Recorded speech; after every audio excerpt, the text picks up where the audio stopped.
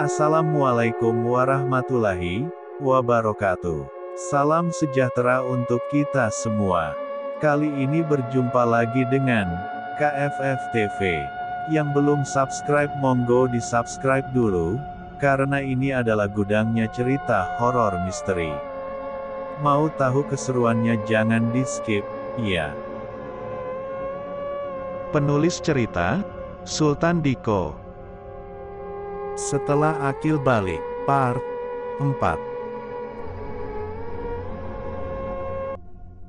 Bayu menghela napas panjang, mungkin ada benarnya apa yang dikatakan oleh Farida.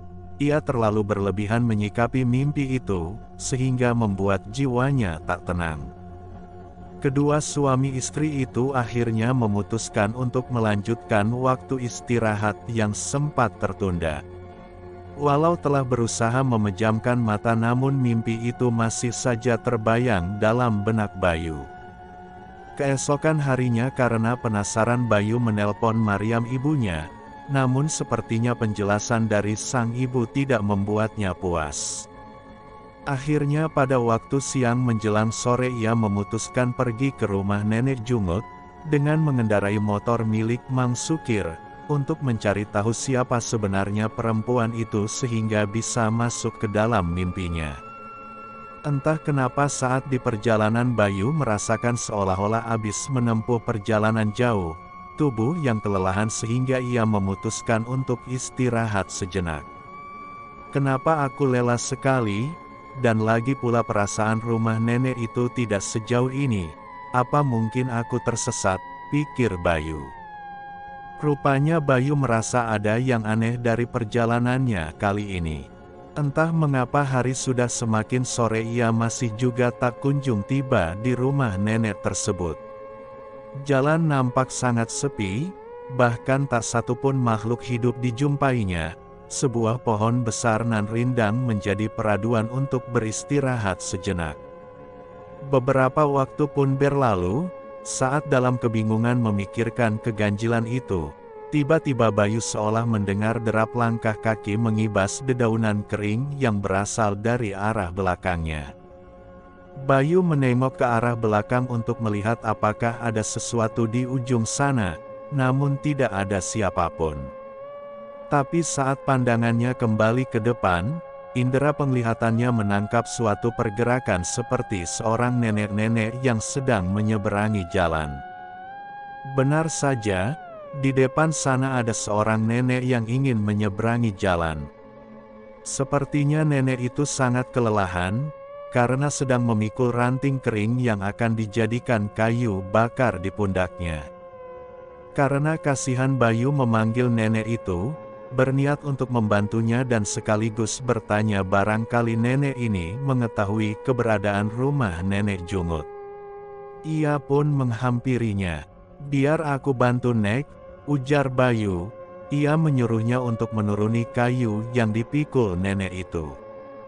Tanpa bicara nenek itu menuruni pikulannya dan Bayu bergegas mengambil kayu bakar ini dan meletakkannya di bagian depan motor. "Kalau boleh tahu rumah nenek di mana?" tanya Bayu.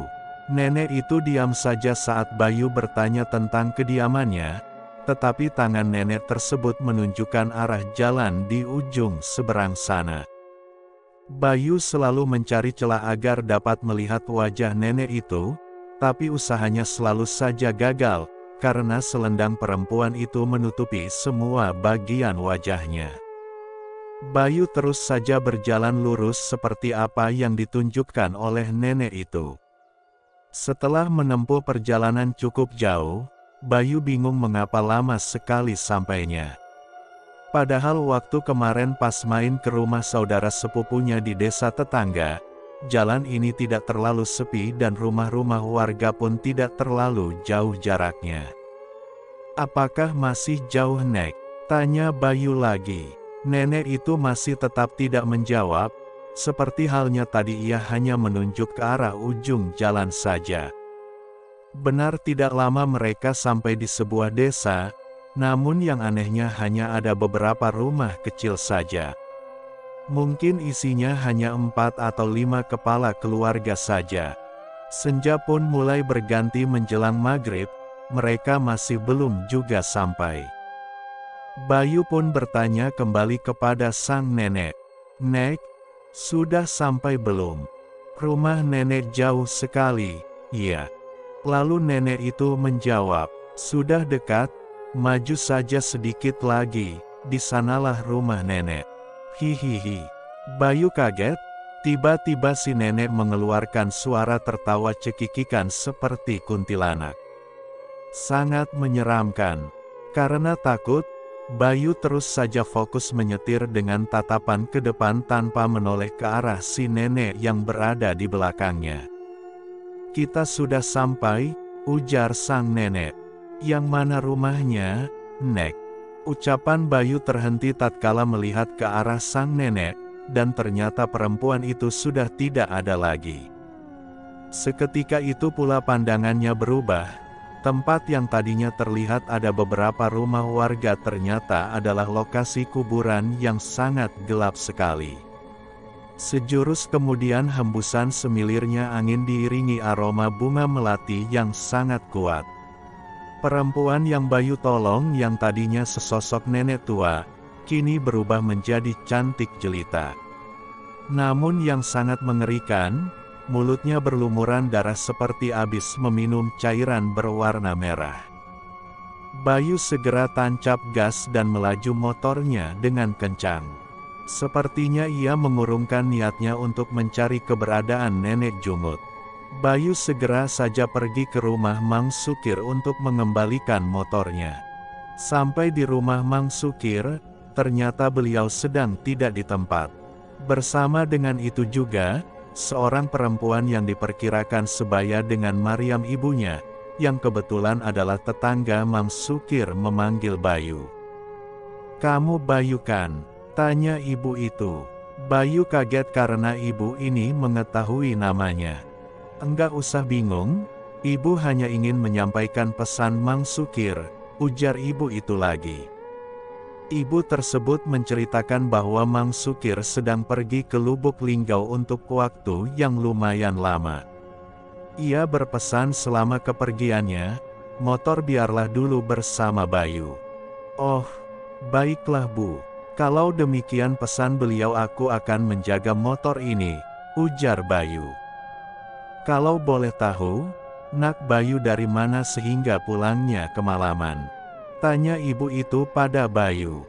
Perempuan bernama Wati ini, terkejut bukan main mendengar penjelasan Bayu tentang apa yang baru saja dialaminya. "Apakah kamu tidak tahu bahwa itu adalah tempat terlarang?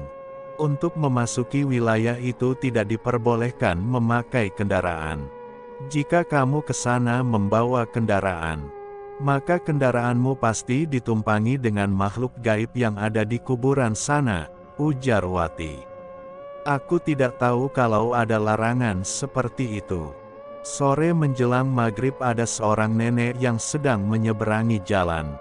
Aku kasihan dengannya. Lalu aku membantu dan mengantar sampai ke rumahnya. Wati yang mendengar jawaban Bayu terlihat bingung dan kaget. Bagaimana bisa seorang wanita berani sekali menumpangi orang yang tidak dikenal? Wati juga mengatakan bahwa di daerah itu tidak boleh sembarangan berbicara dengan orang asing atau apapun. Tiba-tiba saja Wati menangis sambil memeluk Bayu. "Ada apa, Bu? Kenapa ibu menangis?" tanya Bayu. "Aku baru saja teringat dengan anakku. Ia meninggal karena mendapat pengalaman yang sama sepertimu. Saat malam hari ia mengendarai motor dan bertemu dengan nenek-nenek, ia memberikan tumpangan kepadanya. Sampai tiba saatnya di kuburan terlarang itu.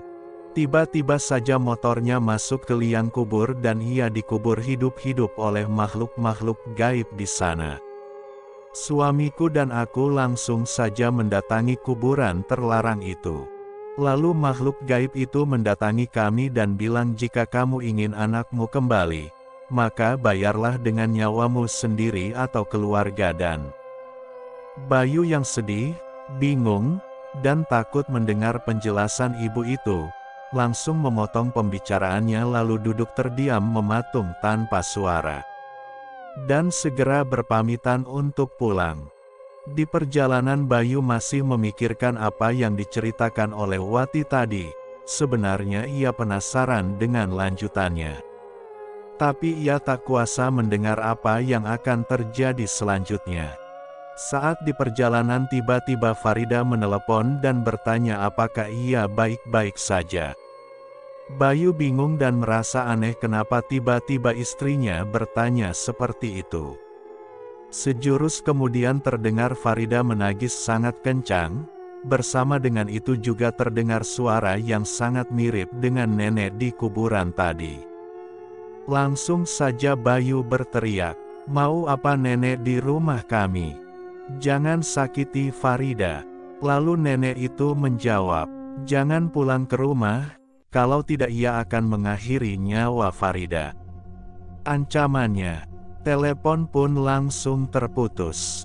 Bayu langsung mempercepat laju kendaraan. Semua yang menghalangi langsung dihantamnya sampai-sampai hampir saja menabrak anak kecil. Saat sudah sampai di rumah, Bayu langsung berlari masuk dan mendobrak pintu dengan kencang sampai seluruh tubuhnya sakit semua. Akhirnya ia berhasil membukanya secara paksa. Bayu mengendap-endap mencari keberadaan Farida, ia kemudian menuju lantai atas. Saat satu persatu kakinya menaiki tangga, ia merasa seperti ada air yang menetes mengenai keningnya. Dan ternyata ada sepasang kaki yang bergelantungan. Sebuah mayat mati secara digantung dengan pergelangan tangan mengucur darah seperti terkena silet. Saat Bayu ingin memastikan siapa sosok mayat tergantung ini, tiba-tiba saja ada orang yang mencekiknya dari belakang. Ia tidak bisa melihat wajah. Karena kewalahan Bayu berpura-pura seperti orang mati, dan orang itu pun melepas cekikannya. Lalu orang itu berjalan ke bawah mayat itu. Ia mengambil botol yang menjadi wadah untuk menampung darah yang menetes di mayat, kemudian meminumnya. Perlahan Bayu membukakan mata, jantungnya berdegup lebih kencang dari biasanya, deru napas memburu, lidah keluh tak mampu berucap kata, mata melotot hingga membulat tatkala melihat ternyata mayat itu adalah